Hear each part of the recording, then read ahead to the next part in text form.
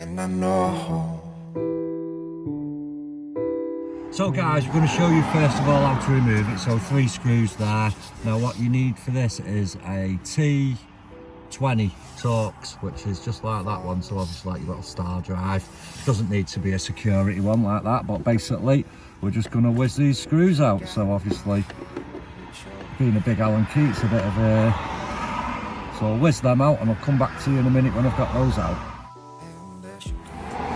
Okay guys, so you can see I've got the 2 screws out there. Now obviously with it being so flush fitting on the other side, what I suggest to do is, once you've got your screw, you know, 70% out, get that there and push it up and it'll release the light. So obviously once you've done this end here, we'll just take this screw out and then we'll carry on from there.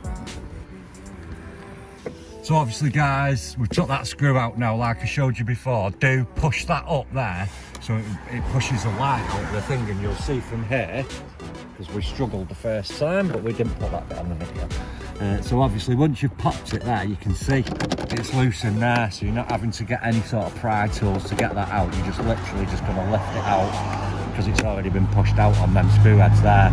So from there, just going to take the wiring out of the light, which is quite tight there, which obviously you can see that just plugs out, and then obviously that bit, get that, and you're literally just going to unplug that bit there. It's dead simple, like I say. So we'll get the other one. So we'll get one of these. So you've probably seen these, and you can have a look on the website at the more intricate pictures and stuff, but it comes with a little wiring adapter if you need it. So there you go, and it's just basically the nice black LED lights, as you can see. So, same connection there, so obviously the same pins is on there, so we'll just pull this back down. The wiring loom's plugged in the original wiring loom. Now the thing with the black and red end is, obviously with an LED it's got to be positive to positive. With a normal bulb you can obviously plug it in that way or that way and they'll still work regardless because it gets the connection. With the LEDs they have got to be a certain orientation, so if you plug it in and you test it and it's not working, literally simply just take it back off, spin it around and re-plug it in. Like I say, you'll see that slides to the bottom, so if Lauren just jumps in the car and just gives that a quick test, we can make sure we've got the orientation right.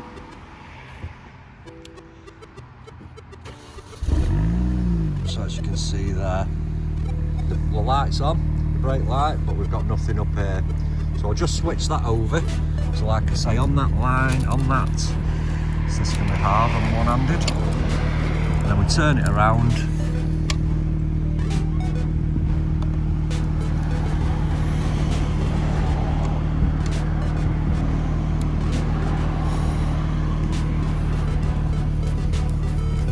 Let's get that on.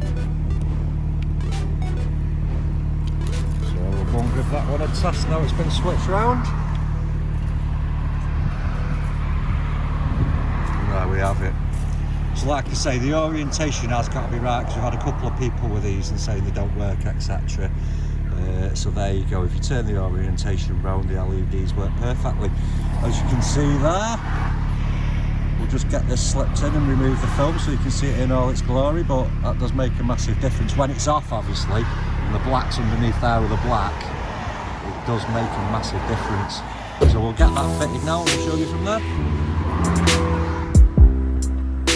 Heart that pounds like a stereo.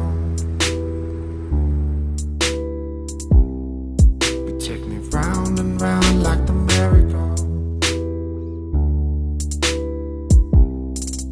But one more ride, baby, here we go.